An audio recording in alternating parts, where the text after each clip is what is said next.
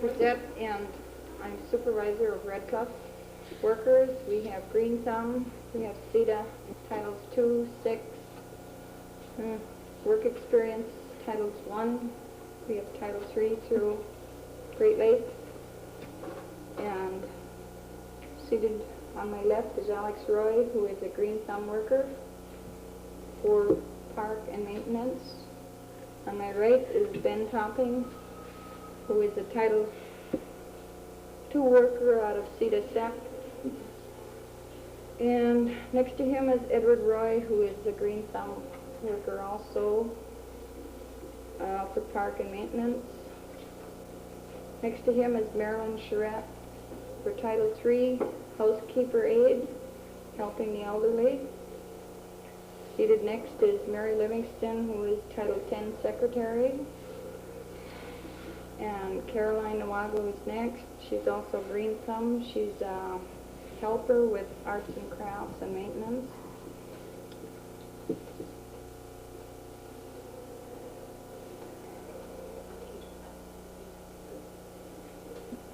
That's okay. You did all right. The next one is Agnes Antosh, who is employed by Green Thumb as an instructor for crafts. And Bernadette Topping, who is on the Title 3 program as a housekeeper aide. Veronica Nawago, who is Title 1 work experience out of CETA SEP, is all-around worker. Their general work right now is mostly in working with elderly and in crafts.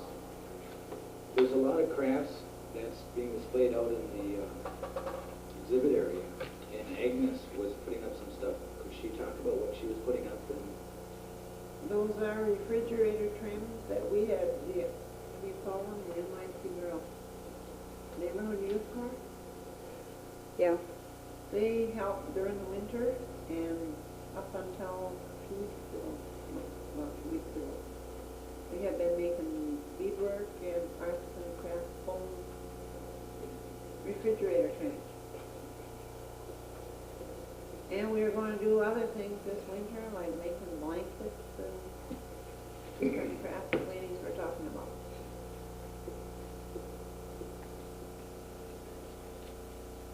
All beadwork and all items that are on display in the other room here are made by Indian people.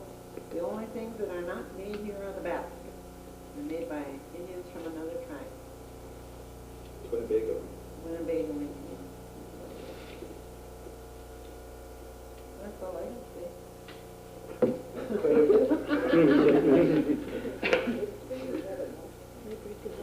Does everybody do beadwork or just certain people?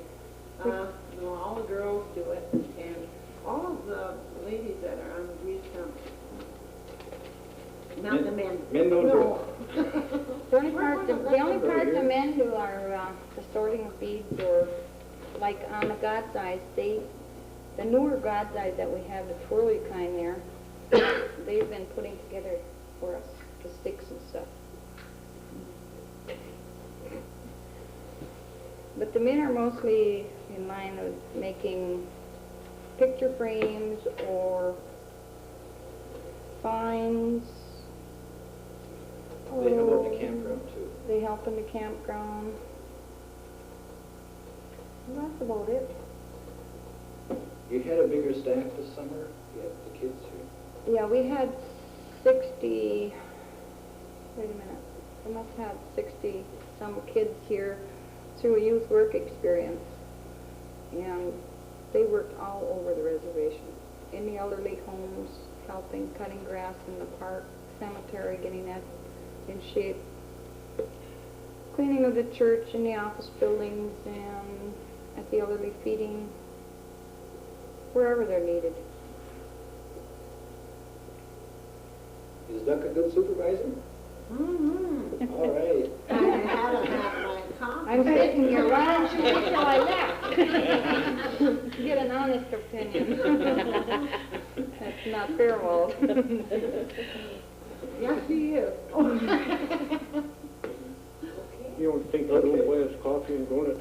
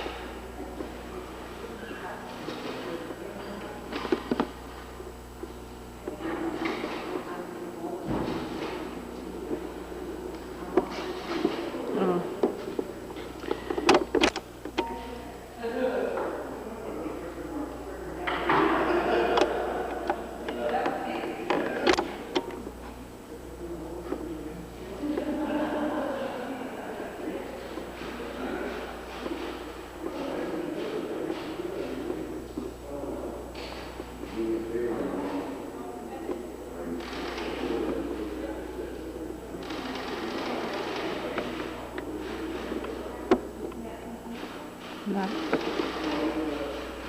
hit the wrong button there.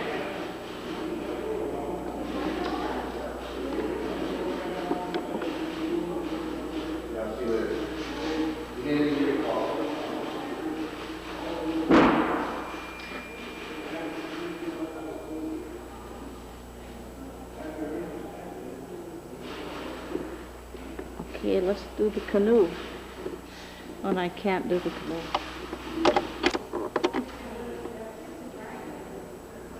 Okay.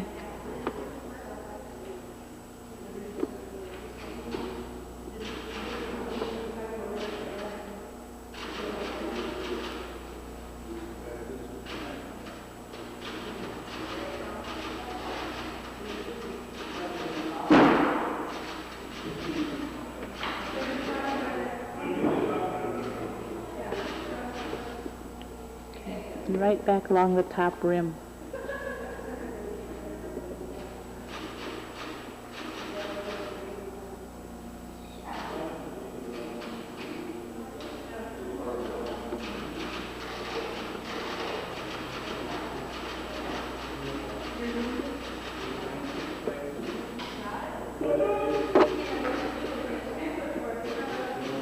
Okay.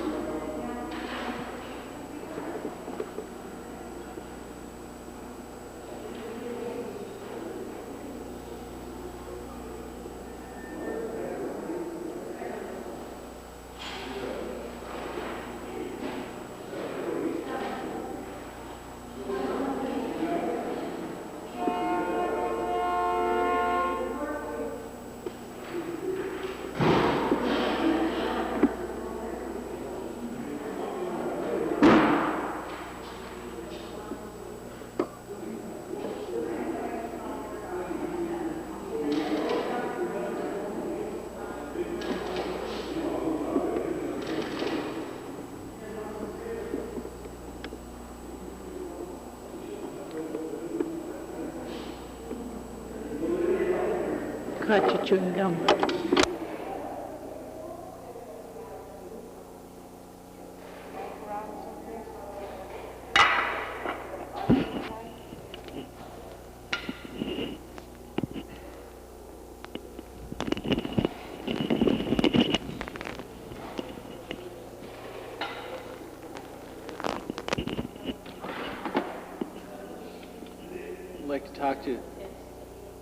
I'd like to talk to Dee Bainbridge, who's been working at Bayfield School as a culture coordinator. Dee, in education, what are some of the important things that you're working in, or the things that you feel important? Well, we're trying to introduce some of the Indian culture into the curriculum and expose some of the characteristics of, say, our own Chippewa culture, so that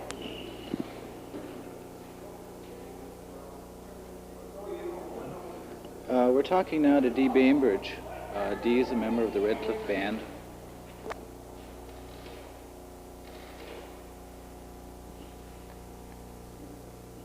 Dee Bainbridge are going to be talking to for a little bit. Dee is a member of the Red Cliff Band, and she's locally known, at least right now, as being part of the public school system. I was just wondering if she could explain to us some of her duties or some of her works that she does in the school. well, my title at the school is Indian Culture Coordinator, and I'm working for the Urban Rural School Development Program. That's a federally funded program, and it's been at the Bayfield School for 5 years. I think this is the 6th year. I'm supposed to help teachers with some curriculum development, and we were doing some research on the characteristics or the cultural aspects of, the Chippewa people. Where did you go to school to learn this? I didn't go to school to learn this. My grandmother taught me, what she knew about the culture. She was full-blood Chippewa Indian. She spoke the language, and she told stories about Wayna Boozhoo, and she used Indian medicines when she was sick, and then a lot of that kind of stayed with me. And then, of course, she was with me for most of my life, I guess, so that she was there all the time as a resource person that I could ask when some of the materials did become available, like books were being reprinted that talked about Chippewa culture or the characteristics of Chippewa people.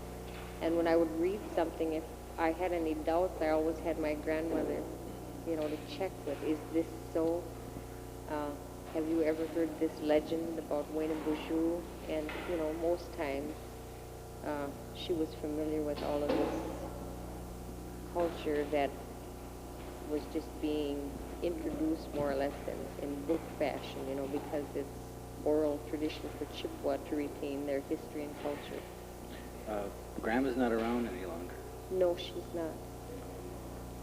Where do you get your information, and how do you... Well, a lot of the Is that stuff... a problem? That is a problem because there isn't that much material available, although a lot of materials are being developed. And there still are a lot of older Indians, like my grandmother, who are living today, and people are kind of using them as resource people, and they're keeping a lot of the material, that they can find, asking them a lot of different questions to verify some of the things that were written, say, in 1850 or the early 1800s about that lifestyle in that era. Do you have some of your own kinds of research that you're doing beyond what you feel that would be incorporated in the school or could be? Do you have some pet projects that you'd like to accomplish? Yes, I would really be interested in doing some research on the clans of the Chippewa people. Now, my grandmother belonged to the Fish clan, And I know many other people who belong to the Fish clan, and she maintained that all those people are relatives, that belong to one clan. And in other reservations, I find that there still are Indian people who kind of retain that identity with a clan. They associate their Indian background, and they belong to one of the many clans, that are part of our culture. Is that, has Red Cliff, is there a conscious understanding of that Red Cliff? Well, Chief Buffalo was, part of the Red Cliff band of Chippewa Indians. He belonged to the Loon clan. And of course, many of his descendants are alive here yet today, and they retain that identity with the Loon clan. And we have some people here that are Bears, and it's logical that they belong to the Bear clan, although it's not an awareness that's very strong. It's important to you, though. I think it's important, yes.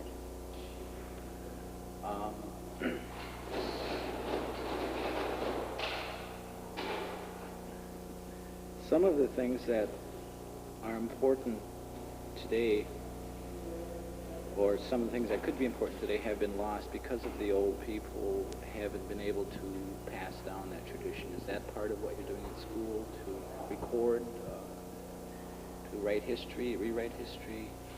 What are some of the important roles you're playing in education for the development or the continued development of reservations like Red Cliff? Well, with some of the material that we did gather when we did research, then we have that available at school, because if some student is interested, for instance, in, say, clans or legends of the Chippewa people or the lifestyles, then we have a certain amount of material that's on file, and the student will have access to that material then, so that he doesn't have to go through the same process we went through in, scouring books and talking to different people. And it takes so much time to gather that much information. So we've kind of documented it, and it's available at school for students and teachers, so that it's readily available rather than having to do 6 months research to find out. We're now sitting in the Arts and Crafts Center, and earlier we had talked to Alec Roy. We're sitting here in the Arts and Crafts Center, and one of the reasons we're doing that, with the videotaping machine that we're doing today, is in a sense recording history too. We have been talking with people, and will continue to talk with different people. One of the questions I've been asking is, with the older people, or with people who have had some idea of past history, how do they look at Red Cliff today compared to, say, what either you've found in your research or what your grandmother's told you? Do you think that it's a significant change over periods of decades or generations? Is it a positive change? Well, you're talking about today. Well, I think that there's a very positive change in our attitudes, because there's so much more awareness that our culture is a rich heritage, whereas we didn't always have that kind of a feeling. We were rather not, I don't know that we were ashamed, but our pride was stifled with all kinds of other things that were taught to us were more important than our own heritage. And I think today that there's really there's a lot of pride and well, just arts and crafts, like say in this building here, like with the birch bark canoe. That was just unbelievable to watch that birch bark canoe being built, and to see these young boys taking it down to the river and to launch it, to get in the canoe and go down, and you think, my goodness, that must be how it was 100 years ago. What was wrong with that? Why did we have to stifle our pride for such a long time and then finally revive it? Although I think that, reviving it and learning all the different kinds of arts and crafts that we do, presently, are really very creative, you know. That's really one of the virtues, I think, of our culture is being creative. Do you think that, you mentioned revival, that it's a conscious revival that's being taken up by Red Cliff and maybe other reservations, other Indian people across Yes, the I country? think all the Indian people all over the United States are You've having... traveled a great deal. Not really, but where I have been and where I have talked to Indian people, I have that same feeling that everybody is kind of coming to life with, you know, being Indian, and being proud to be Indian. That means a lot of different things, I guess, being proud, being Indian. One of the things I know it means to me is an attempt at language. You're perhaps the most fluent person here in Red Cliff. Maybe there are more fluent people, but you're the one who's able to communicate the language better, and you've offered a number of classes. How do you feel as a teacher, as an elder, I suppose?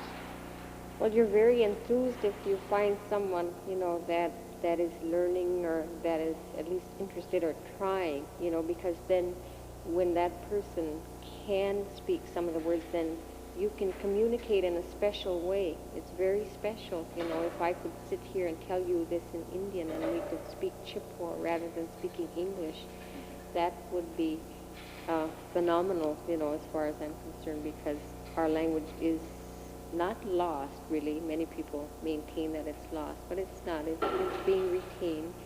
And I think that every time some student can accomplish, even to count from 1 to 5, or to say, I am going to town, or I feel fine, and to communicate to Indian people speaking their own language, that's a special kind of a communication. There's a legend, there's a story, I guess, of how we got where we are at La Pointe, at Madeline Island. Maningwakaning, I believe that's how you say it. Muningwanekaning. Well, it tells how they traveled west following something. Could you share that? Yes, our legendary history tells us that we followed a shell, and we call that Mede Magus, and it's supposedly a cowrie shell. Now, I've never seen one of those shells, but each time that shell appeared to our people as they were migrating westward, their tribe prospered, and then it would disappear for a length of time, and then there'd be hardship. You know, the tribe would have difficulties, and there'd be hunger, and they'd have all kinds of problems. So they'd migrate a little further westward. Then they'd find a place where the shell appeared again. Mede Magus would come back, and they'd prosper.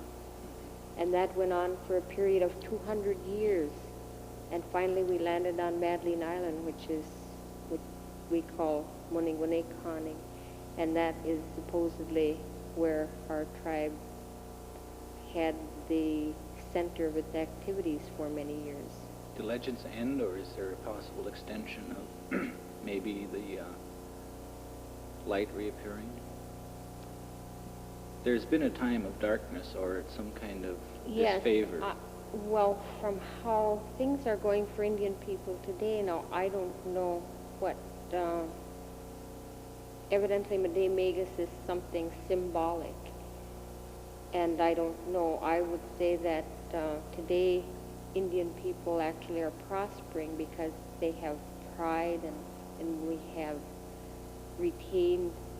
We haven't lost, you know, completely everything that is part of our culture, but we're prospering in that sense. And I would say, according to the legend, then Mede Magus has appeared again to Chippewa people. That's good to hear.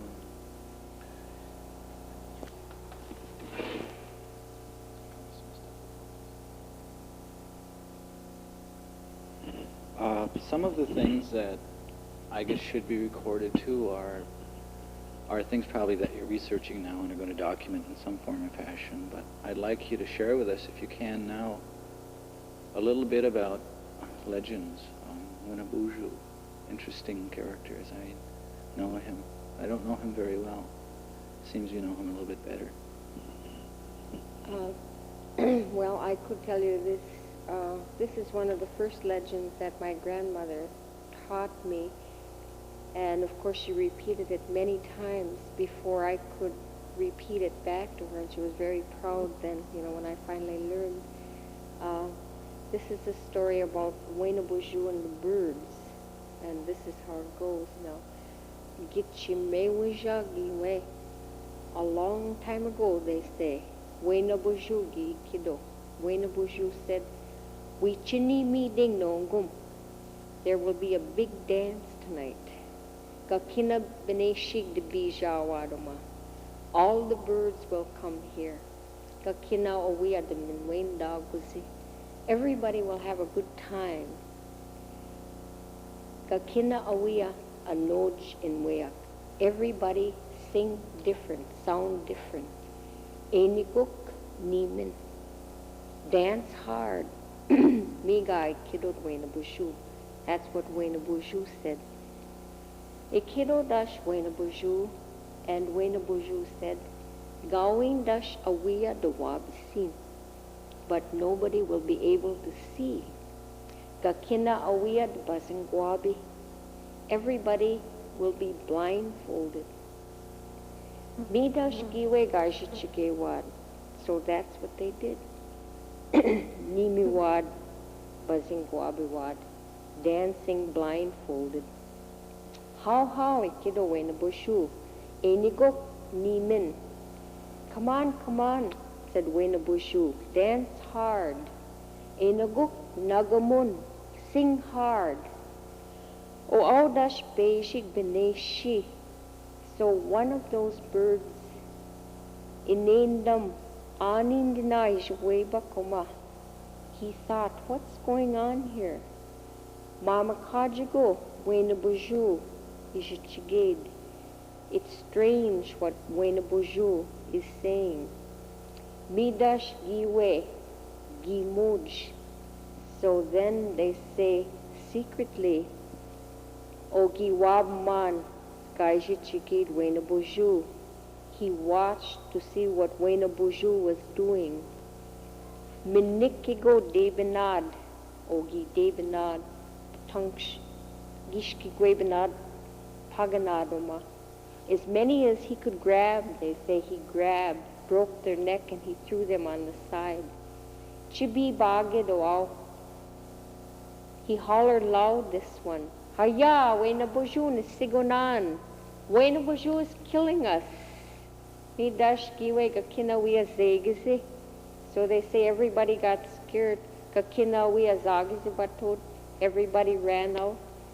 O audash gabi bagid gibe kadasi. The one that hollered, he was slow. O giwabman Wainabuju. Wainabuju saw him. Ginishkadasi Wainabuju. And Wainabuju was angry. Midash giwe ogi pitangshkuad ogi boku banado pikwan. So they say he stepped on him and he broke his back. His back was broken. Midash giwe ishanaguzid nongumo au ishnikazo jingibis. So they say that's how he looks today, that one they call the hell diver. That's your Wainabuju story. One of your Wainabuju stories. Are there 10? Oh gosh, there are many stories. They have many versions, and some tribes refer to him as Nanabuju, some call him Manabuju. And I think most of the Algonquian people, which, the Chippewa are Algonquian, but there are other tribes like the Menominee, the Potawatomi.